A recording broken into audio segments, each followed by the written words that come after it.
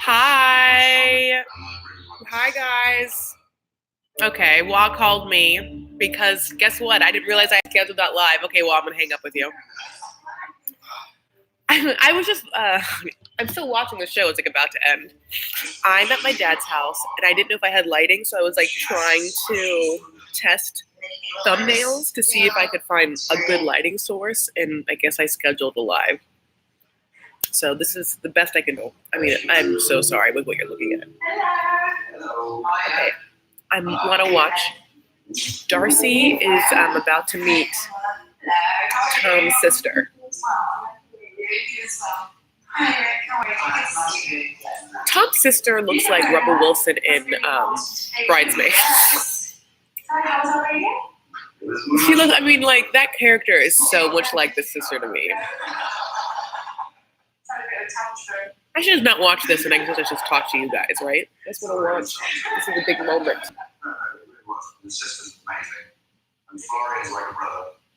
He really did go, you know, that's the other thing about Tom is he really did have fun with Florin. They were smoking buddies. It's exactly who I expect Thomas to be with. Yeah. He fake eyelashes, big boobs, fake colour hair. Makeup, tiny face. She fakes some look. Yeah. The sister's I'm really like concerned about whether Darcy is genuine. So the sister is reading Darcy's look, honey, and I don't know if you necessarily should be reading anyone's looks. God, this is so crazy. Okay. Angela's too much. This was a crazy episode. I cannot believe they're making us watch more Caesar. Over the years, her timing was always off. God, how long? We had to learn certain things that we went through past relationships to kind of get where we are now. God, why is the sister wearing the blush that she's wearing? I mean, it's so much blush. You guys, this is probably the worst thumbnail I've ever put up on YouTube. I can't believe you all saw it. You guys are close to age, right? I'm so upset. So, 10 months younger than Thomas. So yeah, very close. I'm more like his older sister.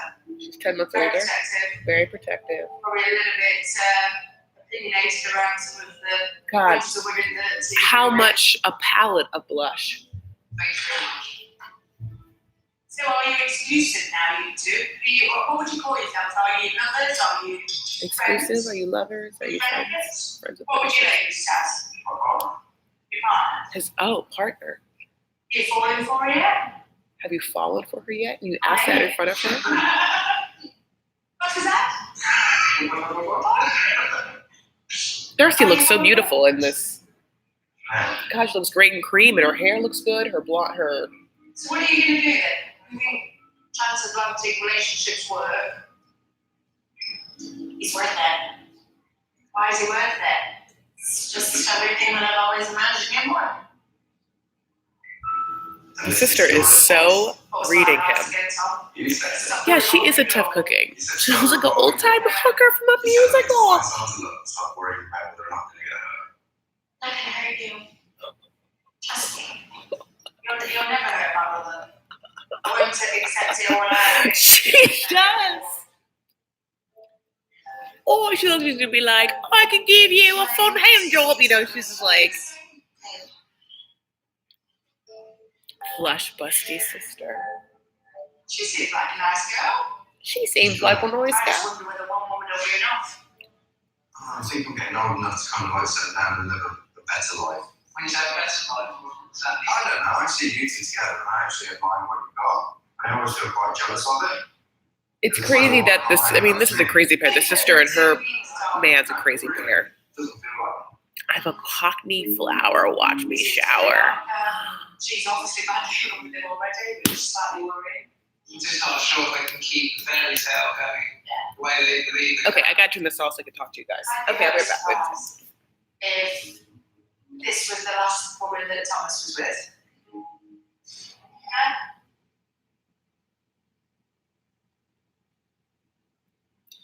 Okay, I'll just finish watching this later. We should just make a decision. All right, here I am, y'all. Thank you so much for your patience. I really messed up, and I'm so sorry because I just realized I didn't. Okay, so I'm live, and this is what's up. My name is Chris Farah. Welcome to my channel. I'm so sorry. I was just going to play around and see if I could go live in the area that I'm in, and somehow I scheduled a live, and Didn't realize that, so I had to watch the rest of this episode. And then Wa called me. She's like, "Where are you?" And I was like, "My dad's." So this is already, a little messy, but this is how it's going to be. I'm going to go through this episode, and then I'll do edited recap this week. And, 2 different videos, same episode, quite a different flavors. I'm so glad you guys are here. It makes me so happy. There's 48 people, already 8 likes, and the people who liked the video, I mean, I love you. Thank you, because, she's a little messy. Tonight's a little messy. My hair is messy. With the lighting is like whatever it is, right? So it's just going to be like washed out, no makeup city. Wah, 9 likes, thanks to you, honey. Yes, it was thanks to you. 21 likes, 53 people here. Thumbs it up, guys. Okay. That was an interesting episode. God, I love Angela so much. Like, it's crazy because sometimes she says things that are like, I know it's not scripted. You're not talented enough to memorize lines and say them with such conviction. She never trips over them. Like, everything she says is just like, she's brilliant. Like some Southern people can have a way with words. It's like the way that she expresses herself is like, first of all, incredibly interesting and also like incredibly engrossing, but also very effectively. She gets her message across, always. Angela is an effective communicator. Now, having said that, I'm not saying she's changing anyone's minds, but after a conversation, you know where her point of view on any subject is, whether you agree. The friendship is over. I know, I felt so bad about that. I felt so bad for Michael. And every time we heard her talk, she'd just get angry and angrier. And it's like, his friends, there was like the one, Kun Lee, who like she didn't recognize. And I'm like, he's been around the whole time. He's the hot one, but okay. And then he just like couldn't stand Angela. He was just like, and the middle one obviously couldn't leave. And the last one who didn't say anything until the very end, he tried so hard. He was like the Yoda of the friends. He's like, well, let's talk about what's really underneath this. And she just wouldn't have any of it. I thought she was going to like, for a moment, I was like, oh my God, is he going to connect to Angela because she thinks that he sat there and listened? And will he be able to like talk to her in a calm way and get her to like listen? But no, the answer is no. He's just like, actually, no. I thought I was going to be able to do this, but now I'm out, Oh my goodness, Mariana, thank you so much for that super chat. You're so lovely. Thank you so much. That is so sweet, honey. I really, really appreciate it. I thought things were going to get physical too. I was really scared.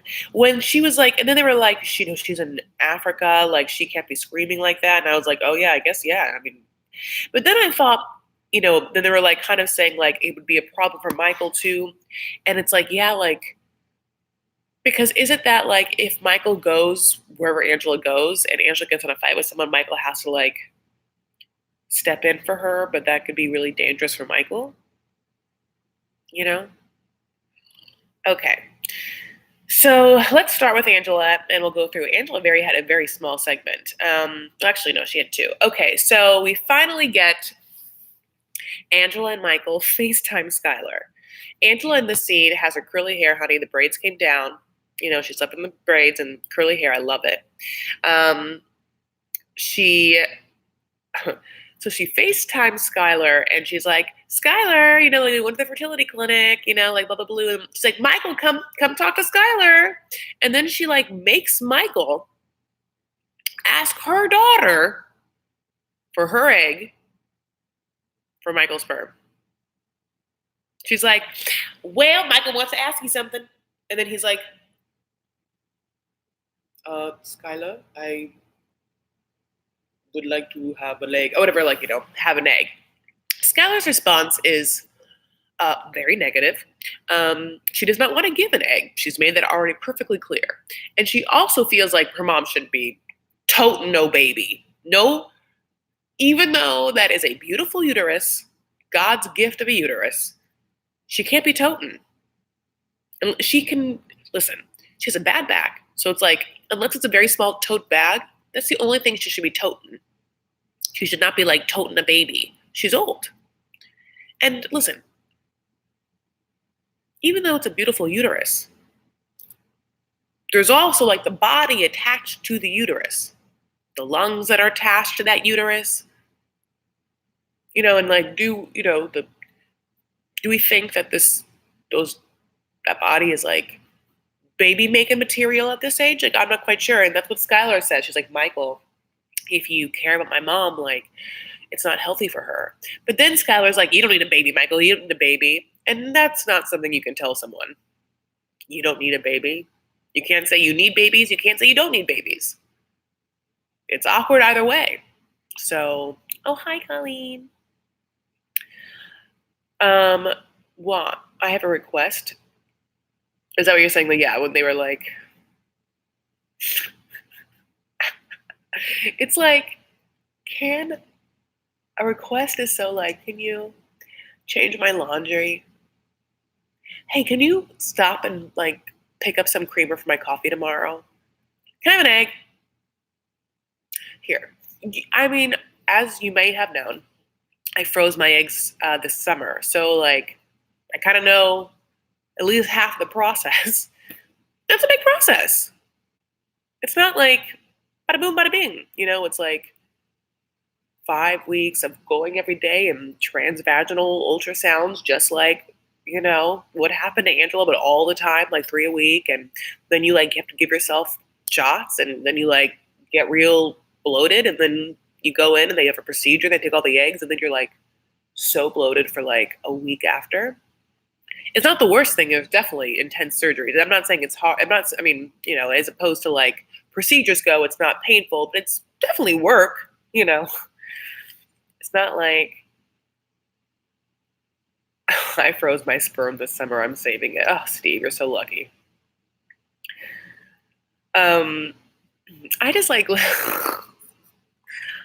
just Skylar's like, absolutely not. I get Skylar's point of view. Skylar's like, that's going to be my baby then. It's going to be my baby. And then like, Angela tries to tell her it's not. She's like, no, it's going to be my baby. It's my DNA. And I want to be like, that you pass to Skylar, that's also her DNA. That's her too. You know the part of Chinatown where they're like, it's my mother, it's my sister, it's my mother, and she like gets slapped? I feel like it's kind of like a weird version of that. Is that like, I just made a Chinatown reference, which I think is like a movie from like the 1930s or something, or 1940s. How many people here know Chinatown? Violetta, do you know Chinatown? Chinatown? Angela could not stop smoking for Michael. How could stop smoking now? She's not going to stop smoking. Exactly. That's another hilarious thing. Are we supposed to believe that Angela is not going to smoke during this pregnancy? Of course she's going to smoke. She smoked throughout all her pregnancies. And I'm not going to say, and this is another truth, for years women did, right? Like, my mother's mother was a smoker. My grandmother was a smoker. Smoked all throughout her pregnancy. This is like 1950s. If you were born in the 1950s, like half of people were born from smokers, right? A lot of people smoked in the 50s. It was like the hip thing to do. And be like, why would you stop? Being pregnant is stressful. Seems like the perfect time to continue to smoke. I mean, I'm saying not really, but I'm saying Angela would definitely not stop. So Skylar says, no, Michael, he stands up for himself. He's like, I need to have a baby. She's like, okay. And then she was like, y'all don't need no baby. And, she really is just like, it's my egg, it's my child, no matter who totes it. And, the commitment to the word tote for the verb of carrying a child that they have for this season committed is remarkable. I just like to applaud commitment when I see it. And they've really not let that one slide. I mean, all in on the word totes. I love it. Yeah, tote bag for sure. Okay, then Angela decides to go with Goofballs for dinner. And they go to, and then we've already talked about this a little bit, but they obviously go to dinner, and it's the big moment that we, saw for this episode. We kind of just kept seeing, they teased two big moments. Angela throwing the water in Goofball's face, and then Darcy's meeting with Tom's sister, which, now their biggest thing is like whatever big moment they're going to like advertise for that episode isn't going to happen till the last 4 minutes of the episode, And that's what happened with Tom and Darcy and his sister. And anyway, but at this Goofballs dinner, Angela is already at a 10. She hates them. She before they even sit down, she goes through the laundry list of ways in which they've offended her. And it's like, she wants them to be a good influence on Michael and respect their relationship by whatever, not wanting him to go out. It's so interesting to me that Angela has no awareness to see the fact that they don't know Angela. This is a person they've grown up with their whole life, so they have no loyalty to you, Angela. They but obviously loyalty to Michael, and all they know with Michael is their world. And no offense, why would you think that your experience is more important to them? It's not. But Angela really expects them to bow down to her.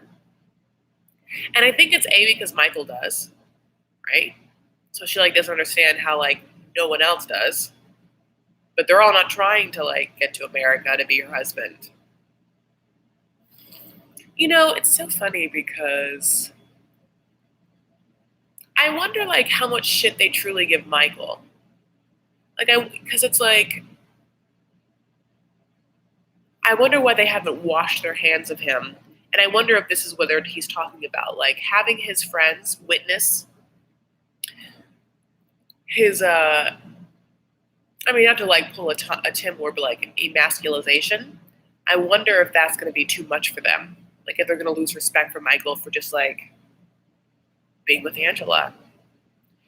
But anyway, that's a psychological analysis of I wonder what's going to happen. But she, she's just I don't like you. I don't like you. Do you have girlfriends? No, you don't care about me. I'm not. And then she's I'm not your elder. She gets to have that sound bad. She throws a drink in their face. He doesn't get up right away.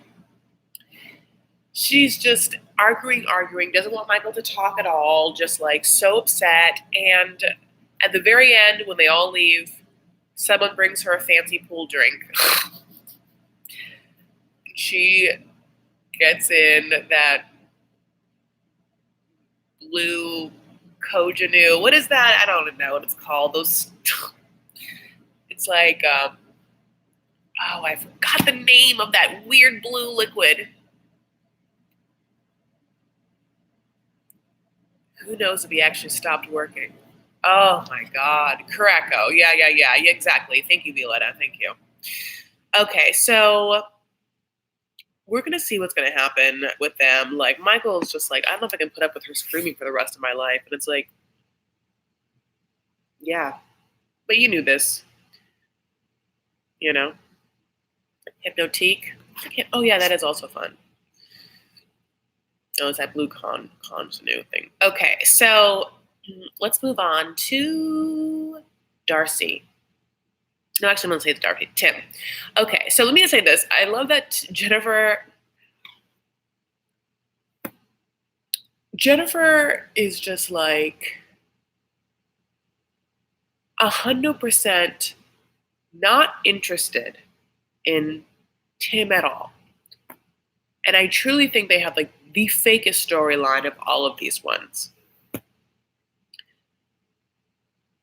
Because in the first part of their whatever journey, it's they haven't talked since this fight, and they meet at a park, and then Jennifer comes. And we're supposed to believe that Jennifer gets emotional.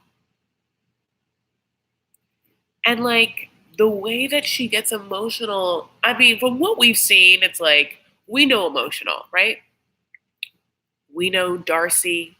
Yeah, well, I have a joke about Jennifer having 2 F's in her name. She has 2 F's in her name, but she doesn't give one.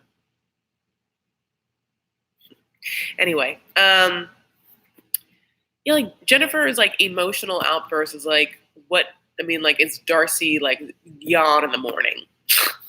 It's like Angela's like fart in the afternoon. It's just like, meh. But like Jennifer, I guess, gets really emotional over the fact that she wants it to work with Tim, and Tim sees it as a turning point. And then he's like, well, if I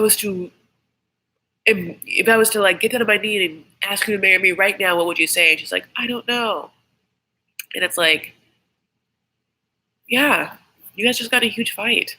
And you're also haven't even boned yet. He won't touch her. Also, like, you're a P word. A big fat P word. And it's not penis. That's not the word. And then, okay, then Tim says something like, well, we have 4 days and I'm going to try to make it better and I want you to as well. She didn't like say anything like, me, you're the one that has to change. She kind of was like, you have to change, but then like she didn't acknowledge the fact that he kind of like put something on her. And I wish that he had spelled out what he wants her to change, which is obviously stop calling me the P word, but I want him to say it, He didn't say it. You just said the Whitney Cummings face. Did I? Oh my God, what's a Whitney Cummings face? How can you even, I'm like, in my life, I'm like, can you even see my face? Like, it's so washed out. Like, can you even see features? I feel like I look like 2 eyes and like a Casper White face. Okay, so then they're going to go shopping. And it's retail therapy time. And Jennifer loves a sale. And by sale, I mean literally purchase. Because, things are not on sale. She doesn't care. Plant Jones! There's another $6.19 Canadian where this came from. If I can be your gay best friend, you don't have to answer now. Just think it over. Yes. Great. Yes, you can. So they go shopping, and she just wants a dress with texture. And she gets like a beautiful like one-piece suit. I really love that suit. She's like, what do you think? I'm like, buy it. It's great. I wish I knew exactly how many things she bought. It's only like less than $200. It's like she only got one thing. And then it's like, okay, is that enough? And I want to be like, no, not even. 2 parts that are interesting me. Violetta is stealing any scene she's in.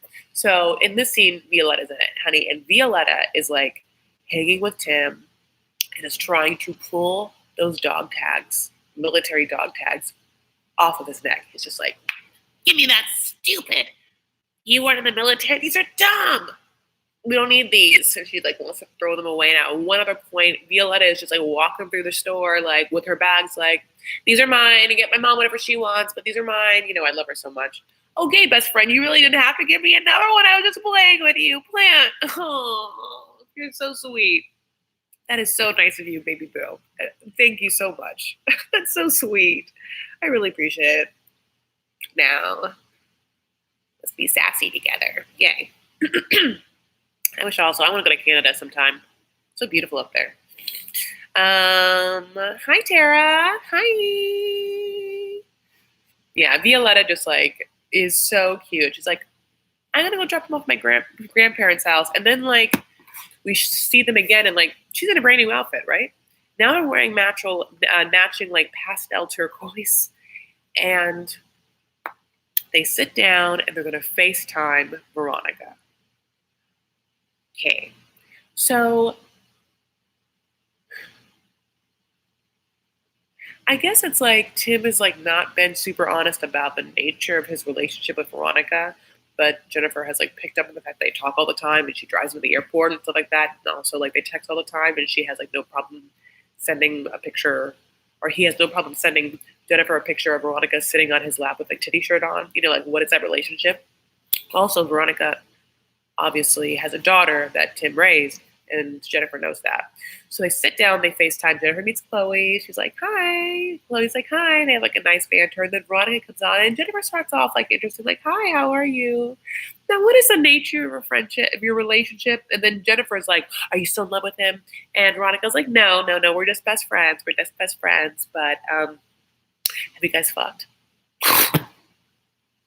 She doesn't say it like that, but she's like, have you guys connected physically? And it's like, first of all, for you to ask that is very obvious that you already know the answer, which is no, because Tim has told you. So now you're going to bring that up on the FaceTime with both people. It's so awkward. Oh my God, another super chat.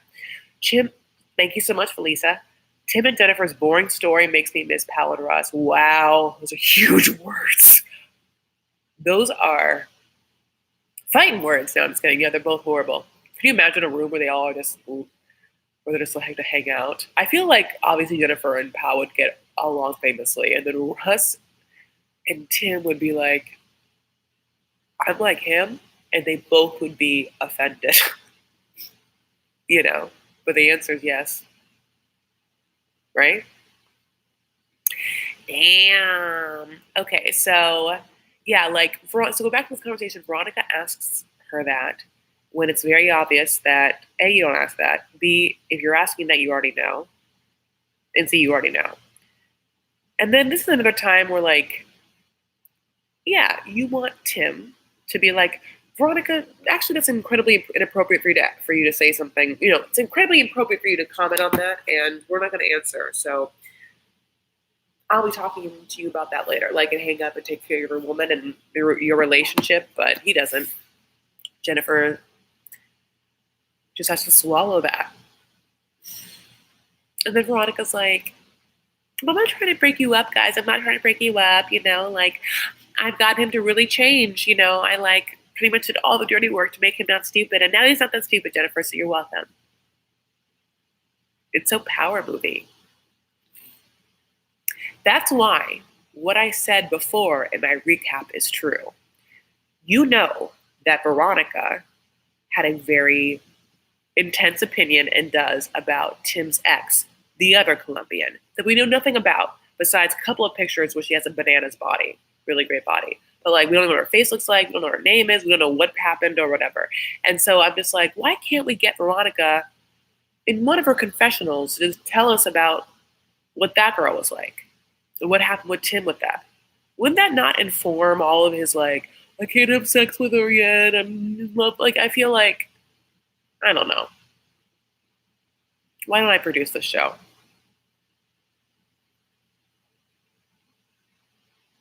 Chris, only you know the answer. What did Jesse Naster do when Darcy gets upset that Tom not doing? What did Jesse do when Darcy gets upset? Okay. I think they just did drugs together. Hey, I don't know what Jesse did. Anyway, I'm trying to think, like, did she cry that much? No, I mean, like, they fought a lot. I guess he would just fight back. Tom's way of doing it's more like shaming her into being like, you're not acting civilized. Anyway, okay, so, I mean, that's pretty much the end of Tim and Jennifer. I love Violetta.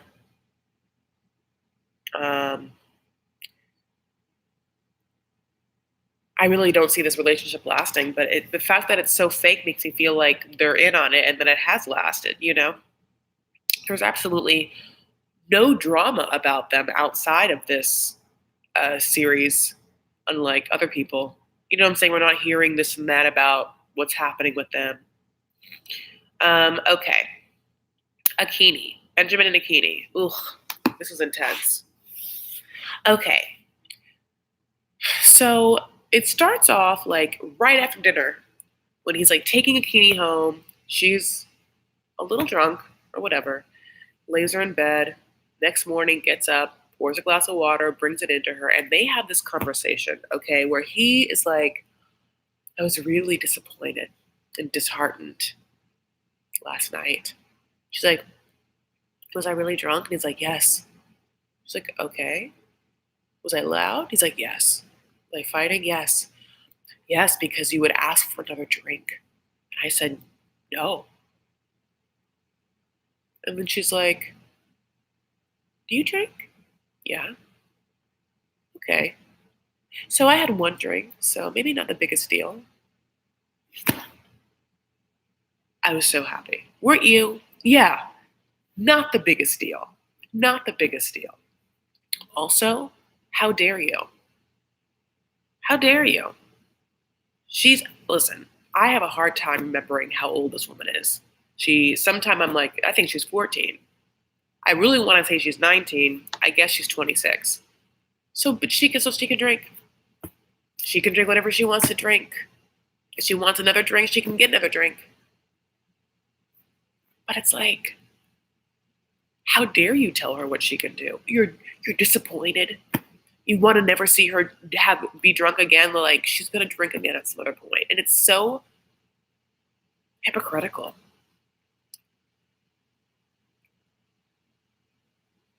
Ben, okay, so there has been some weird. I did read some stuff about Ben. Now I have no idea whether any of this is true, but I read that Ben's really bad with money. That he has missed rent payments and stuff like that. He's just bad with it. He's not good. And maybe also that he is a minister, but he singing Jesus hymns, that's a little strange for him. But that he's controlling. That he has a controlling behavior side. And that's absolutely what we're seeing. I'm just I just was so happy that she said something.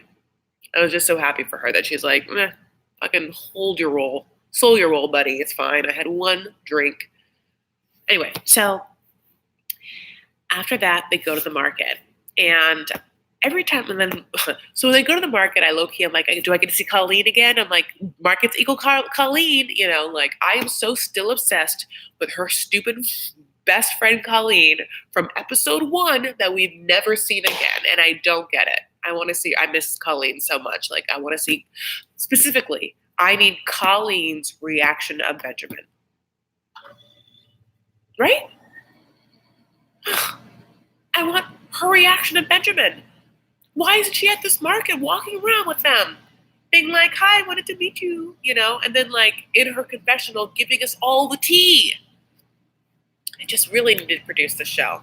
So they go to buy groceries for Akini's house because it's the appetizer to the bride price entree. You just go buy them their monthly groceries. And it's baking powder, baking, flour, oil, tissues, and it's all comes to be $80, which is not much for a month of a family's stuff. But it is interesting that, he's expected to pay for that. And then, they just all gets loaded on to a motorbike, I forgot what you called it, pika piki, and then, gets delivered to their house. Amazon Prime, honey. It's Amazon now. It's Kenya now. He is too broke. I think that he's I don't think that he has the money. I always wonder, there seems to be this thing where, men who barely can afford lives for themselves find, women in poor countries. And I wonder if sometimes they do adjust so, they can have a partner who's, not used to all the comforts that modern middle-class American women are. I hate to say that. Isn't that kind of what it's like, though? It feels where you're I need someone a little less needs of comfort exude my budget. So they give all the stuff to the family, or the guys that come deliver it, and then Akini has a conversation where Benjamin's like, can you just finally walk me through step by step of the next things? And she's like, okay, glad you asked. So you're going to come over tomorrow. You'll have small talk. You'll sit down. You'll eat. Dad has to be in a good mood. He has to be full. Then I'm going to leave. You guys will talk about negotiations. I'm going to get a call, yes or no. When that happens, if it's yes, they accept the bride price, we're married. And he's like, immediately?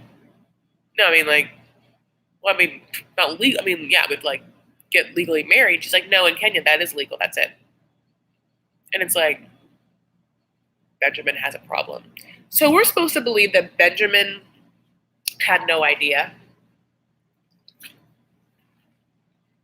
that Akini didn't tell him. And also, we're supposed to believe that it's Akini's fault. Why is it Akini's fault? Why doesn't Benjamin do some research on the culture of where he's A, visiting, and B, where his fiance is from? I haven't done this yet, but I'm going to do this live because this is what lives are about.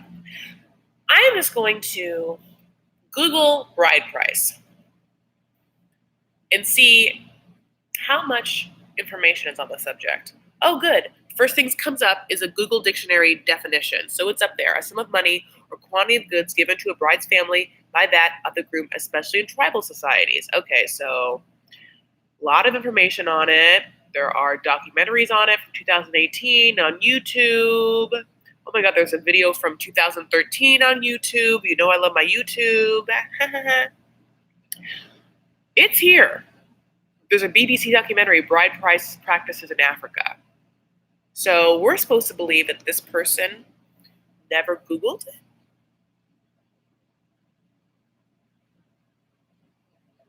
Okay. And that's Akini's fault? Okay. I'll tell you who I'm disappointed in. You. Hi, guys. I'm so happy you're here. Okay. I love you guys so much. So, what ends up happening is Benjamin has feelings about the fact that he's just going to be immediately married to Akini and that he doesn't get to have the engagement process because she hasn't met Grayson yet. We know how important Grayson is and how he fears that she's going to be a drunk mother, just throwing baby Grayson around, just into walls and things. Oh my goodness. Thank you so much, Teresa. Benjamin needs to get on the first thing smoking out of there, honey.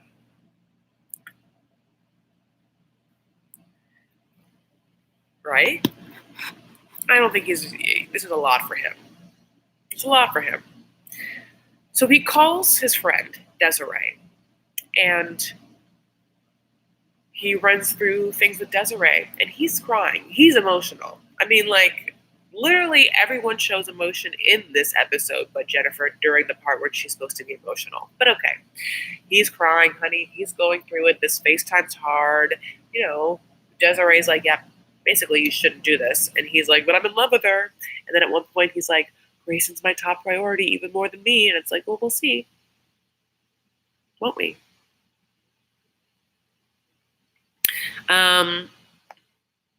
Okay, moving on to Darcy. Oh, maybe I should. Oh, I still can. Then I'll have Omar, then I'll have Rebecca. I mean, I don't want to talk about Caesar, and I never want to talk about Caesar again. Okay? What a waste. If I wanted to watch, like, a single depressing nail tech artist, I'd watch myself. I'm just kidding. I don't know. I wouldn't watch that. Why would you? But I don't want to watch that. I don't want to. This is a 2 hours every Sunday night. And I can fast forward commercials and I can fast forward Caesar. And I'll give it like, great, I'll make this show like an hour, 30 minutes. It's better for me. Okay, Darcy. So Darcy and Stacy have their like final meeting in the hotel lobby where they look like biker chicks, like Harley Davidson girlfriends. They're wearing matching outfits for people who fight all day long. They woke up and then sent pictures of what they were going to wear to each other, right? They are head to toe matching all day long. These same leather hats, same leather jackets, same ratty hair extensions. Their hair looks the exact same. I mean, it's like, I don't understand. I don't know how to do I haven't had extensions, so I don't understand exactly how to use them. And I don't understand how sometimes they can look so bad and so obvious, and sometimes they don't. But like the morning where Stacy and Darcy are having this conversation, it's like their extension looks like Barbie hair. You see like where their normal hair is like the texture of normal hair, it stops here, and then just like 7 feet of Barbie hair underneath it. It looks crazy. Okay. So Stacy and Darcy have a conversation with pretty much the exact same thing, which is that Stacy wants to make it seem like Darcy, which is weird because Tom does too, like Darcy was the only negative thing during this trip and everyone else was lovely and she brought it all down. Like Stacy wants to be like, well, I don't think that Tom was upset at us. I think Tom was upset at you, you know, like, and in the beginning he seemed upset at both, but then he very much did take it out on Darcy, and I wonder why. Like, I wonder if he did that because he was trying to get Stacy on his side, or if he really was just like got really close with Florin and didn't want to make that awkward or something, because then Florin would have to say something. But yeah, Darcy just has to like listen how she, sorry, I'm hiccuping, caused all this turmoil and everything. And Stacy and Darcy are basically just like cold shouldering each other, like, well, see you in Connecticut. Yep, great. Have a good flight. Yep, can't wait. You know. And Tom's outside smoking with Lauren, loves it. They get in the car, they go back. They have not been talking, okay? It's been very awkward the whole flight. He's rented a car for them to go to Nottingham. He has to put all their luggage in the car. Oh my God, it's so much luggage. It is so much luggage. So many pieces. It can't fit in, like, I can't believe he fit them in the car. It's 2 people. I have never traveled with that much luggage. The most I've ever traveled with is like 2 carry-ons, like your big roller carry-on and a second pretty big roller, not carry-on, 2 check-ins, right? 2 big bags and then 1 carry-on. Maybe like a backpack or something, but I just can't imagine, like, she has like 6 bags. Like 4 bags that are at least check-on bags and 2 bags that are, you can't even take on more than 2 check-in bags and 2 carry-ons or whatever. So it's like, anyway, why am I so obsessed with her luggage? I mean, if we did a like super loop of me talking about Darcy's luggage, I feel like it'd be a lot. But I also talk about her makeup a lot and her clothes. Well, these are the things that I care about. So just want to dive into the luggage and we'll go inside. Okay, but they're in the car. They're driving to Nottingham. She's feeling sad because it's Darcy. She kind of cries. And then for the first fucking time ever, Tom shows some compassion. He reaches over and holds her hand. I was like, is the world over? Are they about to get in an accident? Is this his like final act of mercy? But then they get to Nottingham, and it's like he's not going to have her stay at his house. He's going to rent an Airbnb because the reason is because I guess his sister might not like Darcy.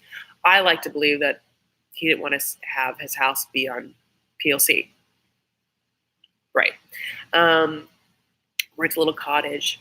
The next morning, he gets his dog from his sister's house. They're walking the dog in a park, and they are like for the first time a couple. Like, it's so weird. Like this was the first episode where I'm like, oh, you guys maybe like each other. Like in real life, like maybe, I don't know. Like even in their confessionals, this whole time I watched them being like they can't possibly be together now. And also whatever we know outside the show is whatever we know that happened after it started airing. But even when it started airing and we didn't know any of that, just from their energy on screen, I was like, there's no way they're together right now. They don't look like a couple. Like it looks like he can't stand her. So to watch them in these confessionals, like even like intimately holding hands or kissing or like kissing hands, I was just so like, oh. Listen, I'm not saying they're supposed to be together, but like they did show more affection this episode, both in confessionals and actually like during the series than they had ever before. Darcy obviously like just is like, I love you so much, I love you. And he's just like, you know. Um, 245 people in this room. If you haven't had a chance, would you do me the kind favor of giving yourself and myself a little thumbs up? That's a thumbs, thumbs, thumbs, thumbs, thumbs, thumbs, thumbs, thumbs, thumbs, thumbs, thumbs, thumbs, thumbs, thumbs, thumbs, thumbs it up, thumbs it up, thumbs it up. I said thumbs, thumbs, thumbs, thumbs it up, thumbs it up, thumbs it up. Thumbs, thumbs, thumbs, thumbs it up. Whoa. If my dad's awake in his room, I can't imagine what he's hearing and thinking. I tried to make my dad watch this episode with me. He wouldn't do it. Wouldn't do it. And then like when Omar and Avery came on, who I'll talk about next, I was like, Dad, Omar and Avery, they're in Beirut. They're in Beirut. You know, I'm Syrian Lebanese, and so is my dad. So I was like, we're going to eat Lebanese food. He still was like, I don't care. For my dad not to care about Lebanese food being on TV and him not watching it, he really didn't like this show. I don't care. He's watching football. So we win. Love you guys. Thank you so much. Thank you for thumbsing up this video. It really means a lot. It really, really helps me. And it's this like free fun thing you can do that's like so great between us, like this little inside joke where you thumbs it up and then I get to reap the benefits. Sometimes you have to exit out of the chat to do so, which sucks, but just do it and come right back. Do it right now. Thanks, booze. Okay, so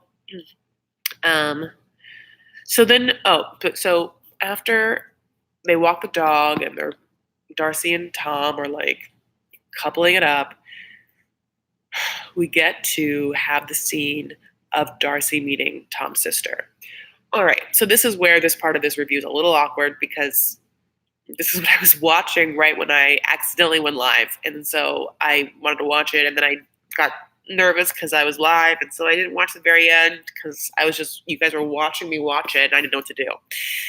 But what it looks like is she gets in, Darcy looks one of the best I've ever seen her. It really is night and day with Darcy. It's night and day with Darcy, the way her hair looks, the way she looks, even the shoes. She's either in stilettos or slippers. There's no middle ground. There's no middle heel with her. So she looks great though. And she's on point. Cream colored coat. I mean, whatever. So beautiful. And for Darcy in, a Darcy way. I'm not saying that like I think that she's Giselle, but I'm just saying in also juxtaposition to the ways in which Darcy can look, she'll look great. So the sister is like, oh, it's typical Tom girl, obsessed with her look. I can't do this accent right now. I'm so bad. I'm not gonna even try. I feel like if you're English, I'm just going to like horribly offend you. But she's like, yeah, Tom has a certain type with her looks, and fake eyelashes and everything. And, yeah, she is like that. It's just so interesting. And it must be really, Tom's sister is quite a different look. It is so interesting how much blush she had on. Only because it's like, that doesn't even seem to be that much makeup on your face. Like, is it that you're like a little hot? Is it that like, is it a little rosacea? Is it all blush? Is it cream blush? Is it it's one of those cream blushes. It has to be. She just rubbed it in like rouge. It looked like old fashioned rouge. Someone said, yeah, like a hooker in a musical. Exactly. Or like a woman in the Follies bourgeois or something like that. It looked like just so much product.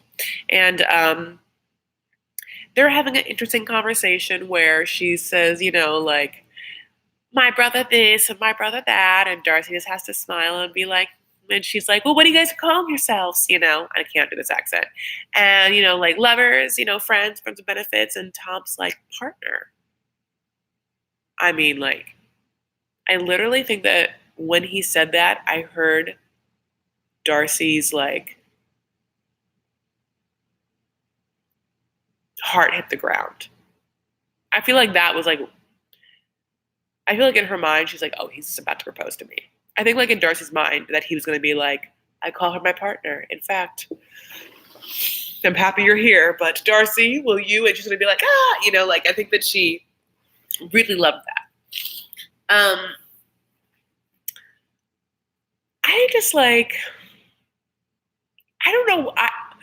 I don't know why I have so much compassion for Darcy. I obviously do. I have a lot of empathy for her. I get a lot of like comments of me talking about her and people being like, oh, she's this or oh, she's that. But even when they showed that stupid ass flashback scene with Jesse's dumbass mom and her horrible, horrible husband who had someone in their home and then was like, she's not in the same league as Jesse.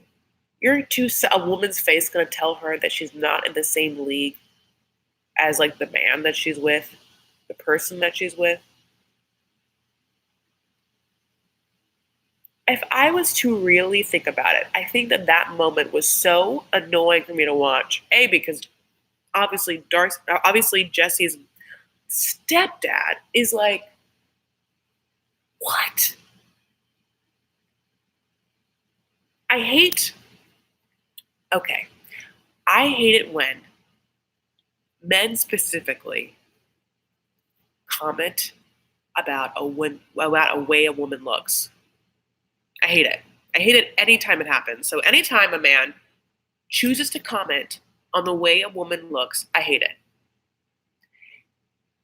If it's going to be a man who also looks so fucking crazy and bananas that it's like, shut the fuck up. You have no right to talk. Don't ever talk about the way anyone looks ever again. You are a psychopath. Look in the mirror and then talk about your reflection for the rest of your days. And only then, until you're dead, can you even think about the way someone else looks. You impossible monster. Okay? It's very upsetting to me. I think it's just the feminist in me. I can't stand it. So the fact, and I don't care like whatever Darcy looks, the fact that I had to watch Jesse's stepdad embarrass her like that on national television, I'll never get over it, and I will always have compassion for her. Always. And like if I ever see Jesse's dad in real life, I'll spit in his fucking face. The way that he looks. To say that to Darcy, to ever speak about the way that she looks when he looks like that, I'll never get over. This is a scene that happened like 5 years ago. You know? Look how mad I am. I would be screaming, except that A, I still sort of, my voice hurts, and B, my dad is sleeping in the next room. He's probably not sleeping. I'm screaming. I'm so upset about something that happened 4 seasons ago. Okay. Yeah. Okay. Thank you guys. I want to read what you guys are saying about that. He looks like he smells. He looks like a nutter. Oh my gosh, it's awful of her make her blush. He looks like a living art cray. You impossible monster. Yeah, so true. Now, if everyone's genders were swapped, it would still be cruel. Yes. Should I be like, oh, if it's like men? I think it's just when I say that, like, it's the worst of men because I think that over the years, like, men feel privileged or have the audacity to comment on many women's bodies. You see a lot, you know, like, you see horrible, ugly men calling women whatever they want all the time. And they are so horrible and ugly. You're just like, it's very hard for me. Good morning, love, from Ibiza. Oh my God, can you imagine? Oh, Ibiza, how beautiful. I wish we could sometimes share pictures in this chat. Like, I'd be like, Ebony, can you, like, just show me, like, go look outside, take a picture? I just want to see what that life is like. Poor man's Johnny Depp. Oh, my God. And then his wife, who was, like, Betsy Johnson. Betsy Johnson would have my head if she heard that. Okay, so we'll see what happens next week with Darcy. It's like we're supposed to believe that they go dancing and he's dancing with women and she's like, she finds that annoying. And then there's some comment how the sister says that her brother would never be a kept man. And I thought that interesting because Darcy has never in what looks like our lives ever made us believe that she wanted to keep a man. She wants to be a kept woman. Yeah, and also, no shit, Tom's not going to be a kept man. Have you seen him? That's not the kind of man you keep. A kept man would be like a young, hot trophy husband. That's what that is. A kept woman or a kept man, Tom's not that type. And I don't understand why you would even think that we would be confused. We know he's not a kept man type. We have eyes. You need to say that. Okay. Rebecca, huh? I think Rebecca. Oh no, Omar. Yeah. Oh no, I have Omar and Avery still. God. Okay, let's do Omar and Avery. Okay, so it's Avery's last day in Beirut, and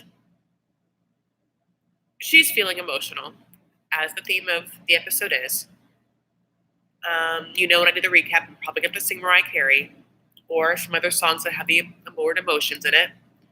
It's just emotions, take it. I'll just go through them. Don't worry, it'll be there. This is going to be like a thing where Avery feels sad that she's leaving, and she doesn't feel like Omar is emitting enough sadness. He seems kind of just like overall kind of just like, okay, it's your last day, let's go eat. When do you think the visa's gonna happen? He asks about the visa. It doesn't seem like overtly in a lot. It doesn't seem like he keeps asking about it. He's just like, when talk, just probably a year. But I think what happens is she just doesn't feel like he's sad enough that she's leaving. And so because of that, because he's not like, quote unquote, crying or holding her enough or showing her enough affection, she's like, this is the part that makes me not trust that you are here for the right reasons. And literally, I have to hear everyone's voice in my head. And so I have to think about those things too. And that's kind of sad. Oh, meds money for your PTSD flashback.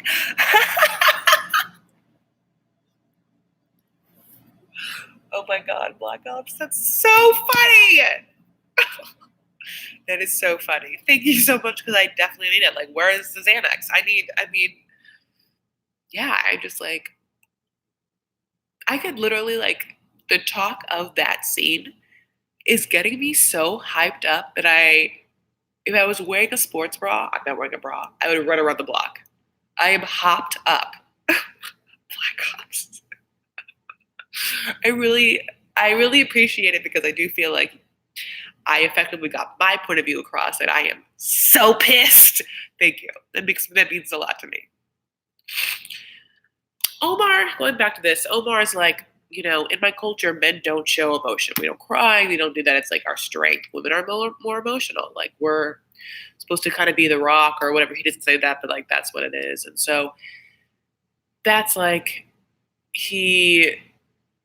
that's his excuse for not being sadder, I guess. And when she confronts him and she's like, you're not sad enough, and it makes me question whether you are here for the right reasons, he's like, well, then don't give me the visa. I don't need to move there if everyone's going to think that I'm trying to take advantage of you. Just won't go. But that's obviously not a feasible option, because she doesn't want to not live there. So,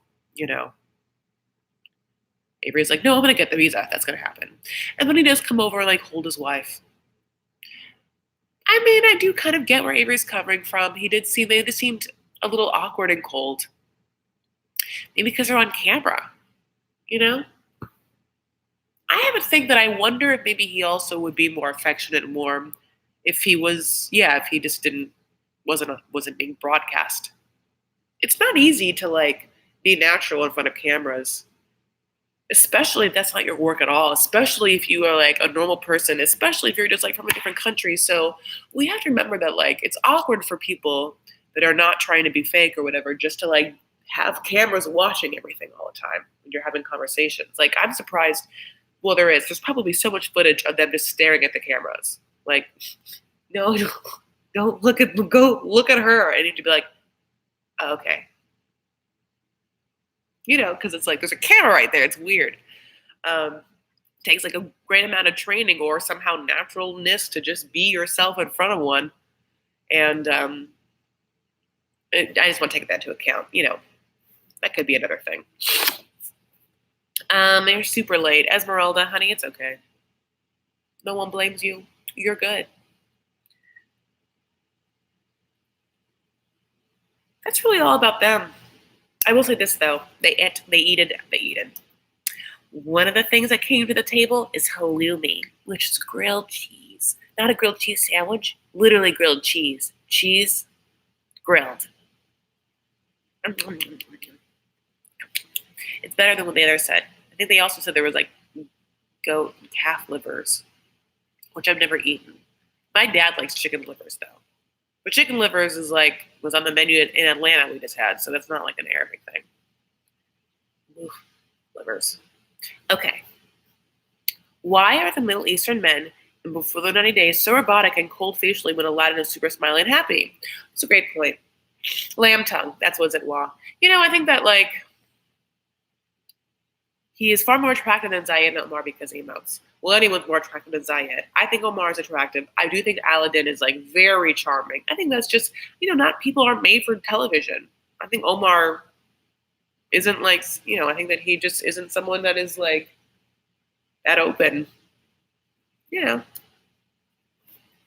Okay, so Rebecca and Zayed. I also on 13% battery. God damn it. Okay, actually, give me a second. Unless I just try and get through this. Oh, I feel like I'm going to die. Okay. Rebecca and Zayed. Honey. I love this story. The Rebecca and Zayed part was one of my favorite parts.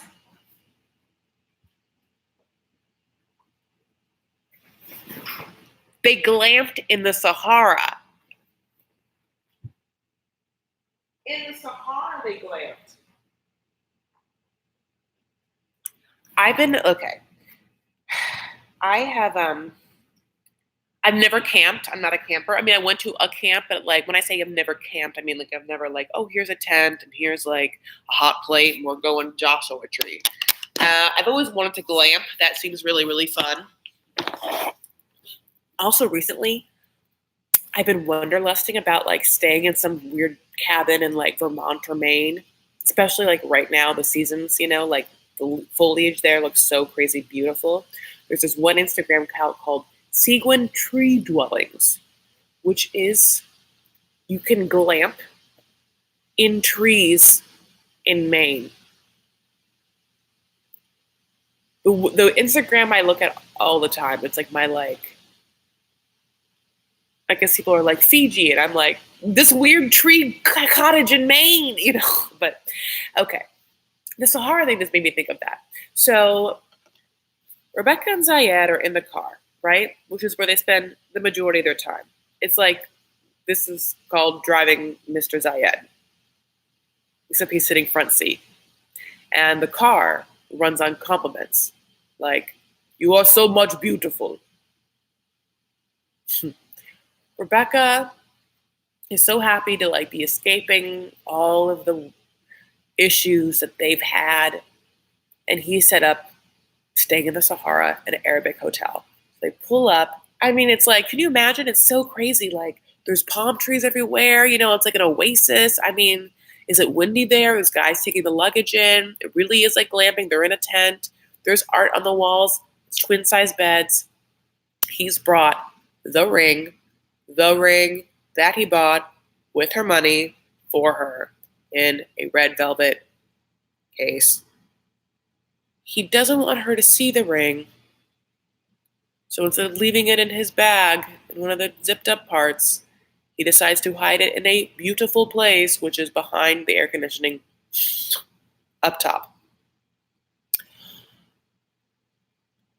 Okay. She goes to get tea. This is boring, right? And also, side note is something about Arabs is they love to drink hot tea out of glass. It's counterintuitive. The glass gets hot. I can't tell you how many times I've been love hot mint tea and hot glass. Just so fun to barely be able to touch the hot glass because it's glass with a hot drink in it. I don't understand why Arabs don't like ceramics. I don't understand. It seems like they would like ceramics.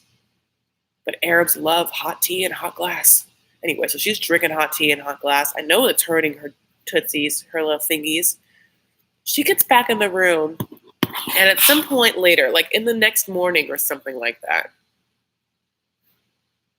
it's not shown, but we see the after effects of this like disagreement, which was something weird. Like she was scrolling through her phone, and then he saw a picture of her ex, and then like blew the F up because he's controlling and jealous, which are the two characteristics that her ex-husband was, that she says she never wants to be with again, that she immediately found in someone new, and that's who she's with. But okay, that's the choice that she made. He admits to being controlling. He sort of like listens to her say that she just hadn't had time to delete the photos.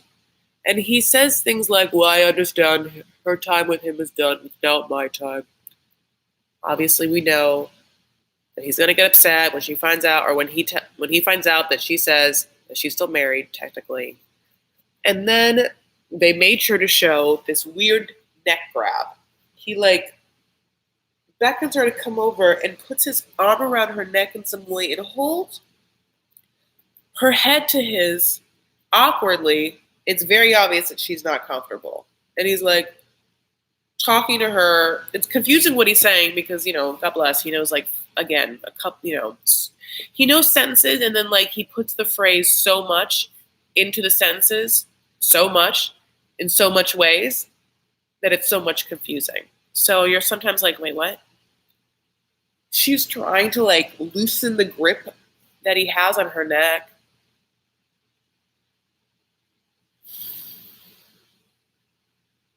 I hate it.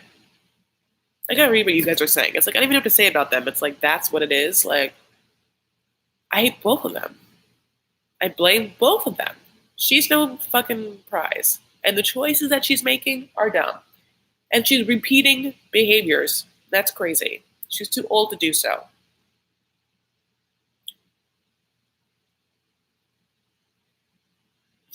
Right? She should have gotten in the car and never looked back. Honey, that car is so dusty. I'm like, we both need a hot shower, is what I would say. I would just go home, get us both a hot shower, me in the car, get on my merry way. The scene was so uncomfortable. That ring is dusty. He's so much trash. It's going to escalate to hitting.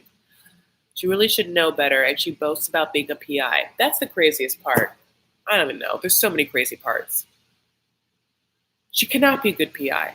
I know she can't. There's no way. To watch that woman like roll underneath the car and put a tracker on it and then take like 10 minutes to roll back out.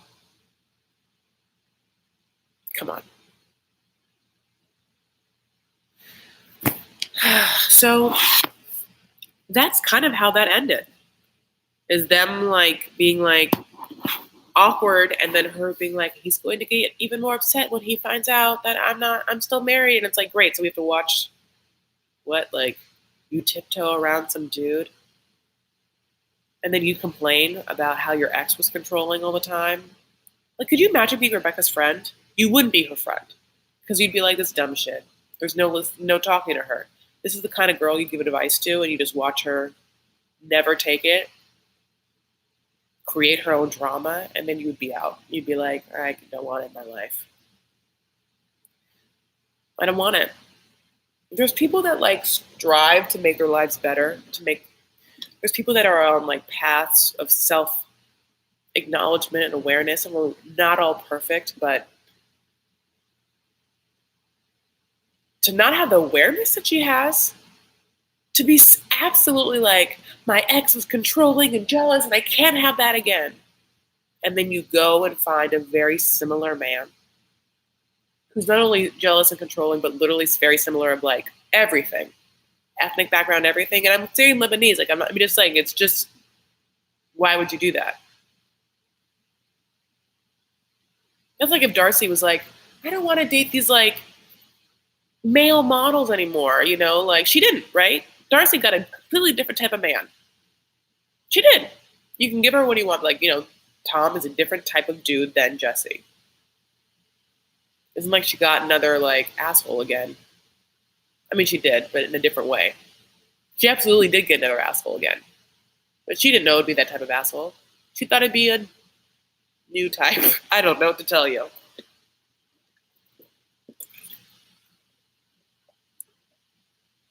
So glad I caught this coming in late yet early in Rome. Oh my goodness. Welcome. Ciao, Bella. Darcy and Caesar, what about that? He would do her nails. No, I'll tell you what Darcy needs. Can we just get a straight male hair person?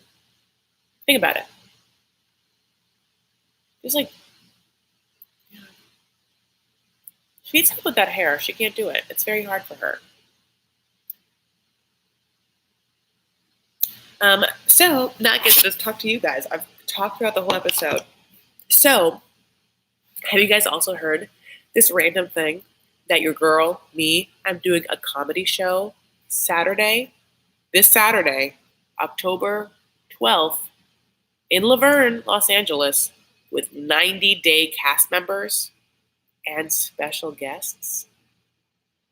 Isn't that amazing? I'm doing a comedy show. David and Annie are going to be there.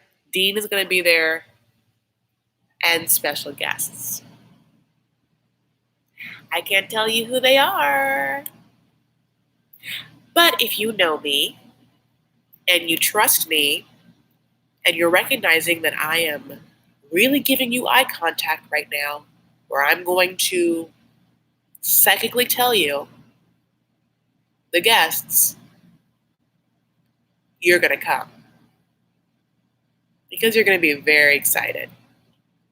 So tell your friends, tell your people. If you know anyone in the Los Angeles area, it's actually by Laverne, which is like an hour, I think, out. I'm not quite sure. I've never been to Laverne. I'll find out. Next Saturday, the 12th, honey, October 12th, I'm doing a comedy show with 90-day cast members, and you have to be there. Or people that your representatives, your kin. So sell your eggs now.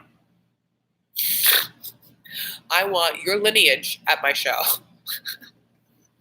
Your DNA. So it's not you, honey. Your parents, your aunts, your uncles. Okay? My bloodline. Bring all your eggs, the dead ones, the ghost ones, the ones hanging on, the translucent ones. Even if Rebecca divorces her ex, she is financially responsible for him for 10 years. Yep, she dumb. What is the cover? I think for the comedy show, there's 2 tiers of tickets. There's like a general admission ticket for like either, 10 or 15 maybe, and like a VIP ticket for like 25 or something like that. So the flyer right now is on my YouTube community page where I can post things. So in the community part of my YouTube page, you'll see the flyer with all the information. Ooh, I want the VIP. You deserve it, honey. Angel's last egg is chain smoking, watching Maury. Oh my God, Esmeralda. I should be paying you for that super chat. Thank you for that super chat, but that's a great comment. Yeah. Maury.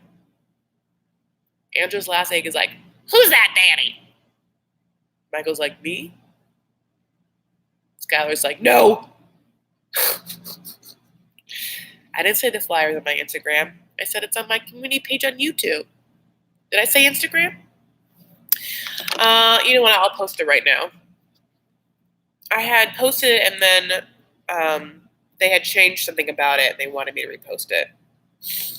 Because there were early bird tickets that got sold out already. It's almost sold out. Okay. I'm posting right now.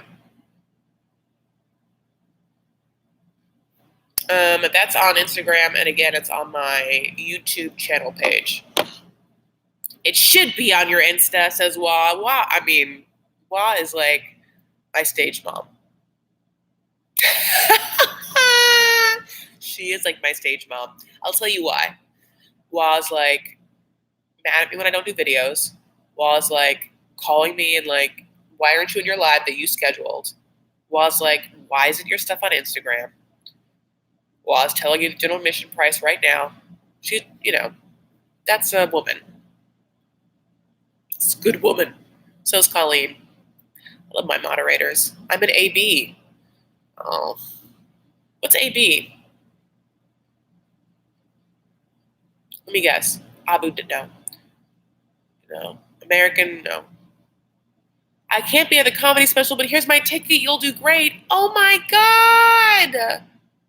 Felicia, that is so sweet. I can't even deal. Thank you so much. Thank you, thank you, thank you. Thank you, thank you. Thank you so much, honey. I really appreciate that. Sorry, Alberta, read the comment above. Oh, okay, love you. None of my staff follow 90 Days So Boring at lunch, told them they need to start watching. They want to keep their jobs.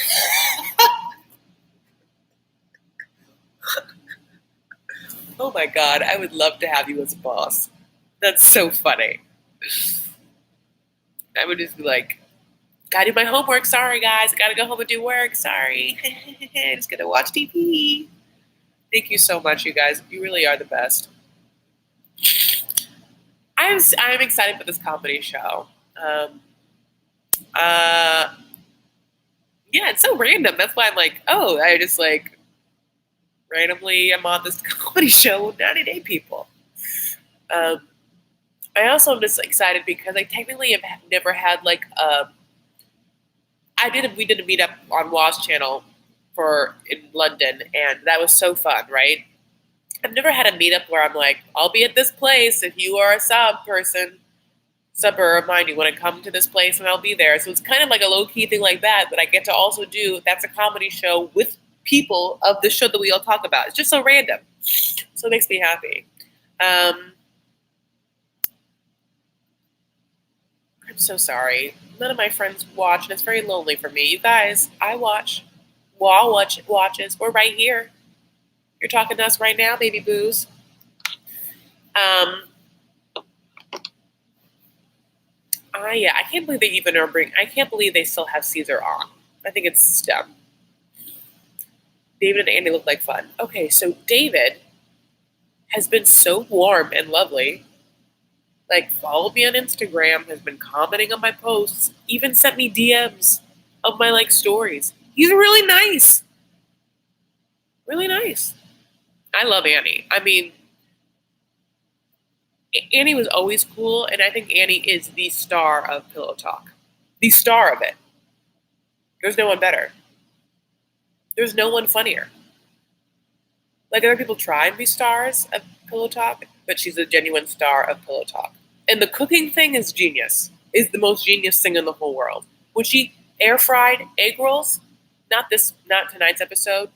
I mean, I didn't watch. Obviously, it's happening probably right now. I'm not watching it. I'm with you guys. She air fried in one of those like air fryer egg rolls last episode, and I'm like, yum. He eats well. I would too. I did talk about Tim and Jennifer. So technically at this point, an hour 18, I went through the whole show and I did talk about everyone of like that whole sitch. But I'll talk to you guys right now if you want me to. I like Tarek and Dean on Pillow Talk. So do I. I absolutely do. And I'm so happy they're on it. I think I'm a little of that, like, I can tell Dean's trying. And I just think that Annie is just being. That's the diff. Yeah, she is so cute. Any plans to do like comedy show like anywhere else in the near future? Yeah. Anywhere else in the future. Okay. So I think that like it's okay. So right now I'm really only doing comedy shows or hosting shows outside of Los Angeles for charities right now. This is what I have on the docket.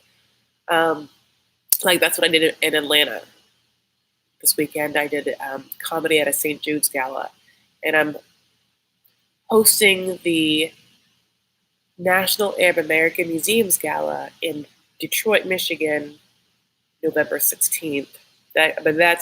It's comedy, but no, it's like very much me hosting a gala, so it's Yeah, you know, auction off a date with Dean, and I'll fly down to Laverne for the show. He's hilarious. See, he's still dating. I think he's dating that girl though. He's not single. He's like they're like Stacy and Darcy. That is like the next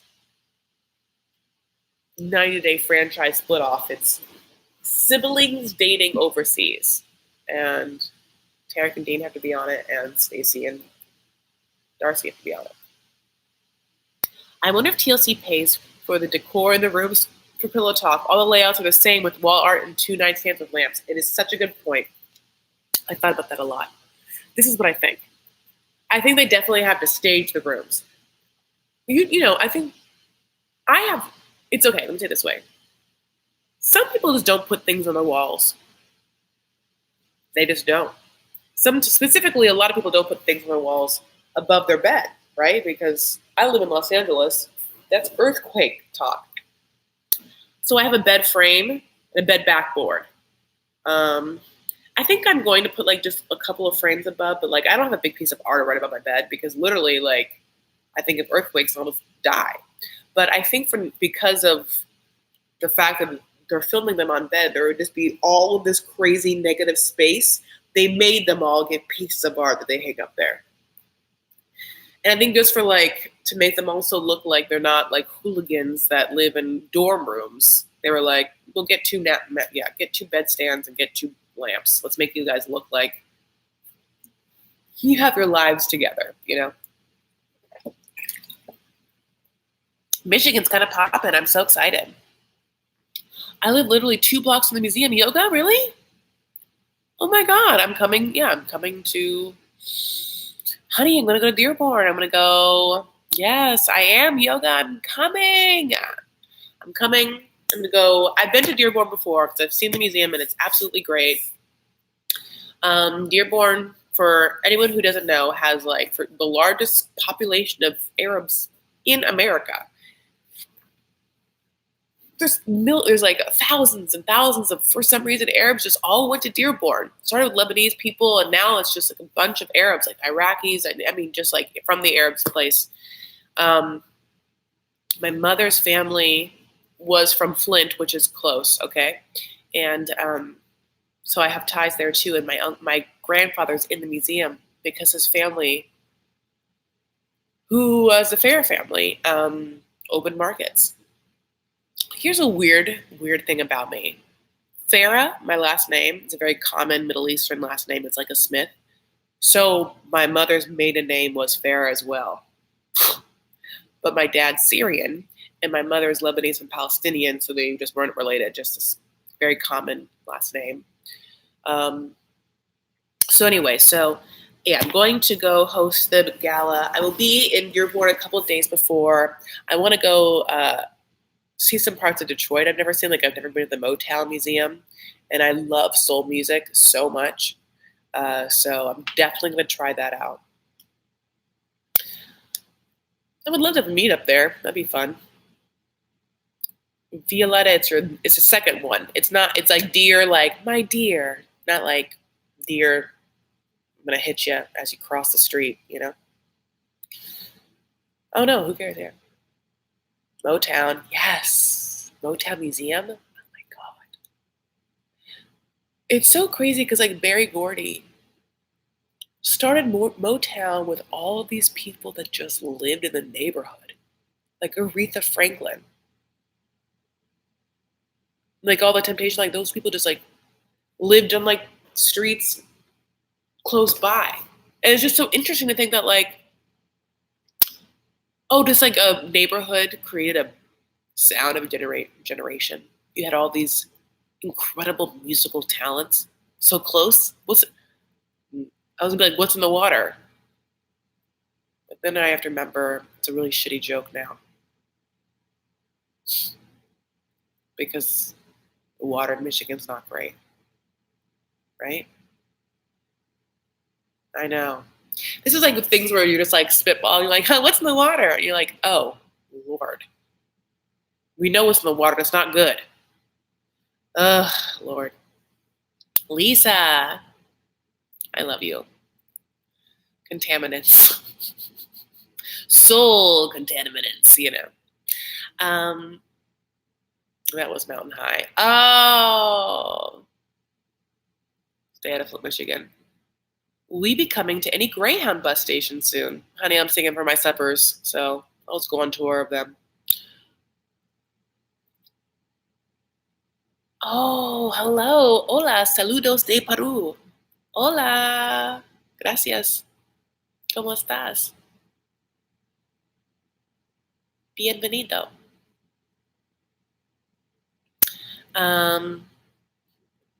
Bienvenido a mi YouTube, you know. You guys, I probably should end this chat. An hour and 25 minutes. Wow, ami. I don't know what to tell you guys. I love you guys so much for being here, truly. I know how messy the beginning of this live was. I can't imagine anyone who watched the beginning of this live and then continued to watch it, because for the first 4 minutes I was just watching the last scene of Darcy. So thank you for sticking through this. Can you believe I've been talking for an hour and 25 minutes? I can't. My dad probably can. Just trying to go to bed. Just hear this voice. I'm going to go. I'm going to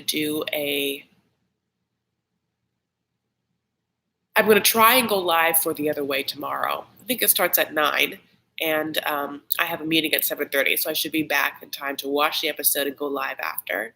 And then I will do the edited recap for this episode before the 90 days. And can't wait.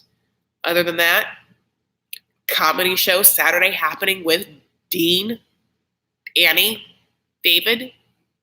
Our producer is named Jimmy, and it'll be in Laverne. I'm super excited. Plus special guests.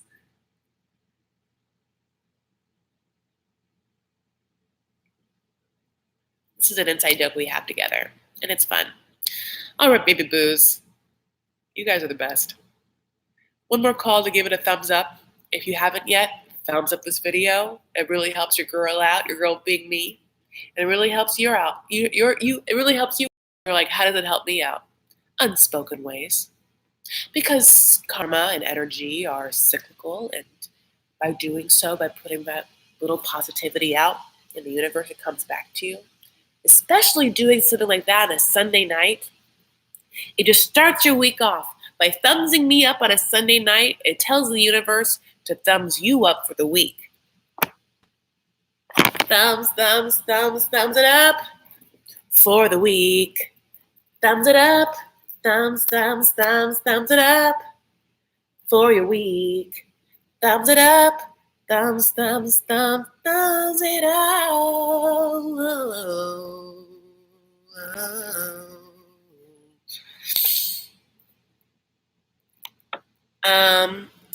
Okay. I love you guys. Have I made that clear? You guys are the best. Truly. Follow me on Twitter and Instagram. I'm at Chris L. Farah. I really just want you guys to come to my show. So again, the L's for Laverne, which is the city my show's in.